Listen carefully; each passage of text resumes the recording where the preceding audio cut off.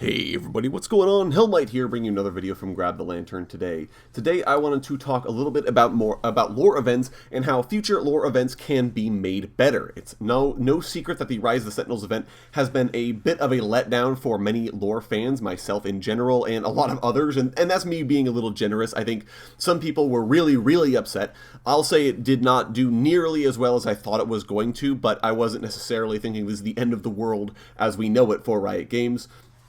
Generally speaking, the event had a lot of lore inconsistencies, an unsatisfying ending, and lots of small issues that compounded to make a generally disliked event from a lore standpoint. Now, I've done a video previously that goes more in-depth on this, so I won't waste too much time. It will be linked down in the description if you did miss it, but suffice to say, people weren't very happy, and so today's video is going to give a few ideas about how future lore events can be done in such a way as to avoid the pitfalls of the Rise of the Sentinels event.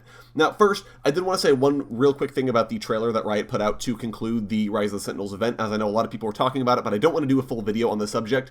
A lot of people were really upset with the trailer, but honestly, I don't know what anyone expected out of a 3-minute trailer. Like, there was not going to be time for all of your favorite champions to get a feature. There was not going to be time for Riot to do extended dialogue scenes. Like, just quite frankly, looking at the time in its entirety, like, there's no way. This is intended to be a summary for players who either didn't finish the event or who weren't even remotely interested in the event and just want to know what happened throughout the story. So in that regard, it did its job. It showed us the general plot points, and remember, the visual novel is still the canon telling of the story, so even if there are any inconsistencies in the actual trailer, like, that's all irrelevant because what happens in the VN is the important bit. So if you expected anything more than that, I'm sorry, but I don't know what you expected out of that video, unfortunately, because it just didn't have the length to do it, and that wasn't its intended purpose.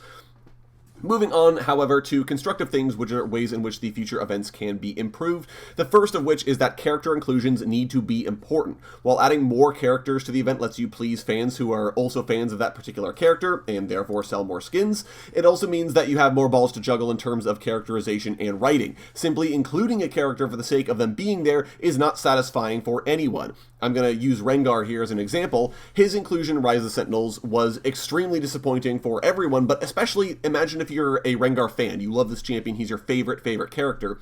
All he does is he shows up, he got mopey about not killing a Wraith that he literally didn't have the ability to kill. He got his confidence back because some dude he's never met before just tells him, no, you're fine, dude, totally. And then he didn't contribute anything meaningful to the final battle once he did join up with the Sentinels.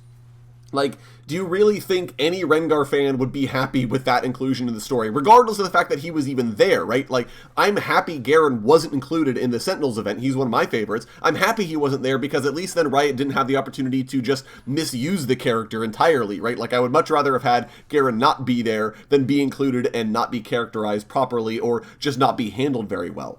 And on that note, characters need to have a purpose, even if they end up doing something super small. At least it's something to show why the character's inclusion in the story was important. So, for example, if towards the end Rengar sneaked behind Viego to try and intercept him while he's dragging Senna and Gwen to the portal, right? Even if he gets, like, knocked aside or whatever, like, at least it showed that Rengar was there for a reason. He was the stealth last-ditch attempt to stop Viego. As it was, Rengar could have been replaced by literally any other character, and it didn't matter, right? Like, that could have been Rengar, that could have been Evelynn, that could have been Twitch for all we care, and it didn't matter what that character did because there was no real purpose. That character's toolset, that character's reason to exist didn't come up in the story at all, so why have them involved in the plot? Instead, characters need to be considered based on the kind of that sort of thing, but also if they have plot relevance to the story. So, for example, Yorick's role should have been much bigger because he was one of the first guys to stand against the Ruin King. His whole shtick was use the Black Mist to fight against the Black Mist, to raise an army of the undead to stand against the Ruin King, and instead he was sidelined for the most part because we wanted to make the Sentinels the big damn heroes in this situation, and so Yorick just got to stand by and not do anything, right? Like, the Maiden of the Mist, Yorick's ultimate, was more important than the character himself. Like, that feels pretty bad. And I'm not saying, like, you know, Yorick needed to be a huge point, but having him literally stand by and do nothing was more disappointing, again, than if Yorick had just been completely forgotten and left out of the event in its entirety. The second thing I want to talk about here is that the scale of the event will change how seriously it needs to be treated. So small scale events, so for example, the sort of mini teasers we get in the lead up to champion reworks like Cyan or to new champion releases like Bard, they don't need to treat the lore super respectfully because we kind of get that there are fewer people involved with them, so it's fine if some small details like get left out or if the implications are sort of left up in the air so we can develop it in the future. Like, that's totally fine. I don't think anyone expects these smaller scale events to have huge lore implications or if they're perfect in that regard. Additionally, non-canon events like the recent project event or canon adjacent events like Spirit Blossom last year also don't have to be super consistent because we're not really here for lore in those environments, right? If Riot's project skin release next year, God forbid, but if it comes out and it contradicts something they've written about project beforehand, no one really cares. Like, the consistency of the lore in the project verse doesn't really matter. Or even Spirit Blossoms, which is canon adjacent, it's sort of relevant to canon, but like, if Spirit Blossom for whatever reason contradicts itself, again, people aren't upset about it. We don't really care because it's not an actual canon universe. Conversely, however, an event like Rise of the Sentinels, which handles the Ruined King, which is a plot point that's been almost a decade in the making, should have been super tight from a narrative perspective. We were looking forward to seeing the resolution of this exact plot point for ages, and we wanted a satisfying experience that treated the lore right. And in all honesty, quite frankly, guys, with these bigger events, there is no substitute for written stories. They give your very skilled writers a chance to flex their muscles and tell the story well, and more importantly, the writers can tell the story in a consistent manner that's more likely to also be coherent and cohesive with previous stories. Because you have one person working on it, they have an editing staff that can look for things like narrative consistency and coherency, but at the very least, that means one person is in charge and they can really step up to the plate and tell a compelling story. If you think back to Burning Tides, and that's the main way we received the lore was from written stories, and I get that that's not as parsable for a lot of players who want a more digestible format like the visual novels or like trailers or, that kind of a thing. They don't really sit there and read potentially thousands of words, but at the very least, if you write these stories and say, this is the canon version of the story, but we're going to do other versions in a visual novel or a comic or a cinematic for people who don't want to read the whole thing or who can't read the whole thing, like, that's totally fine as long as we know there is a canon version of the story that treats everything right.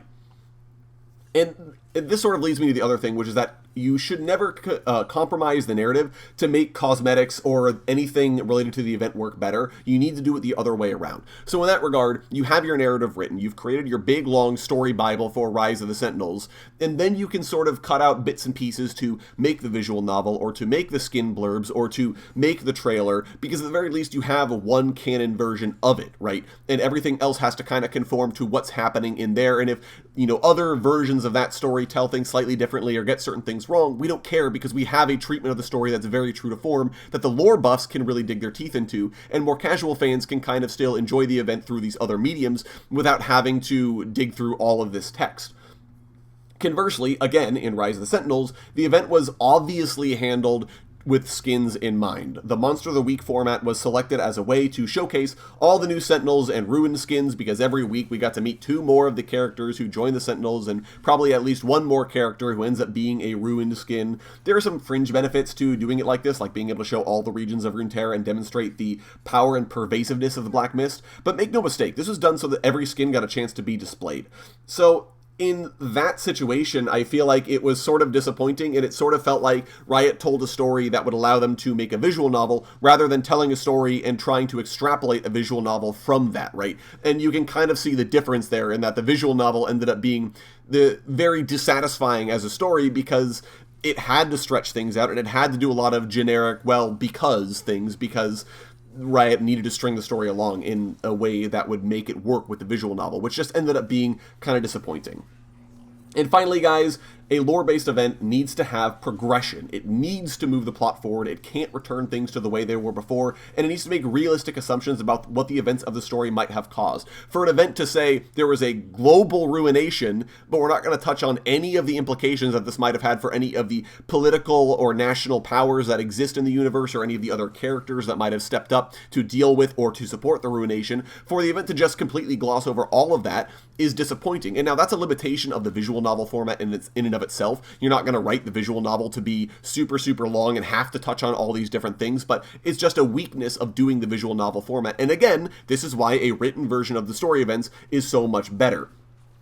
And it's just, it ends up being extremely naive of Riot to show us the Black Mist taking hold of in every corner of Runeterra, but then showing us basically no change to any of these regions, even if changes supposedly did happen off screen. If a Rioter steps in and says, well, actually, if we didn't see it on screen, it didn't happen. Until we get a story that describes what happened in the wake of the Black Mist, it didn't actually happen.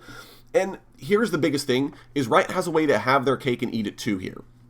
Because if you don't intend to, like, physically change things, right? You don't want to get rid of the Shadow Isles permanently, but also you want to dispatch Viego, right? Here's an easy way to do it.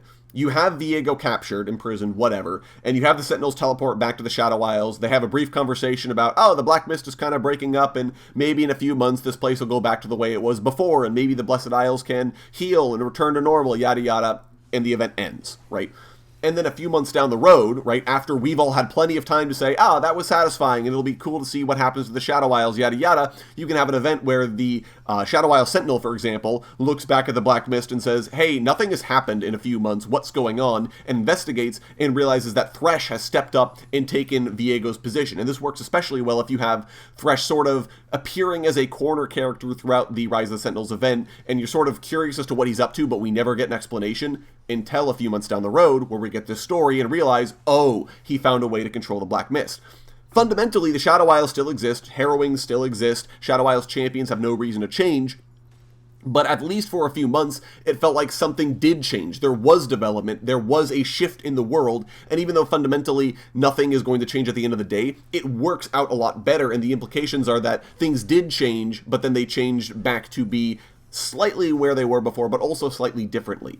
In a hypothetical future Noxian and Ionian war, for example, right, could have Noxus take over the southern isles of Ionia, or something like that, and stay that way for a couple of months or a couple of years in real life. And that way, even if they do intend for Noxus to lose in the long run and Ionia to be permanently independent, it still feels as though things are permanently changing in the short run for players who can be really upset or really interested in how the Noxian occupation will affect the Ionian Isles.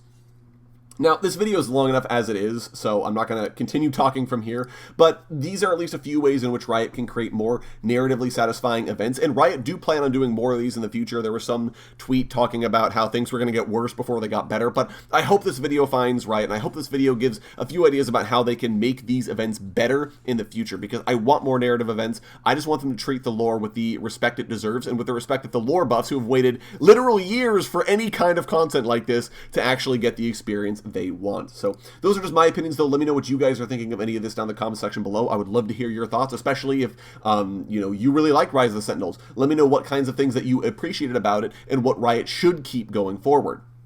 If you enjoyed the video today, go ahead and leave a like, and if you really enjoyed the video, consider subscribing. I upload a video every Monday, Friday, and on patch days as well. Once again, thank you guys so very much for watching. I do appreciate it, and I'll talk to you all later.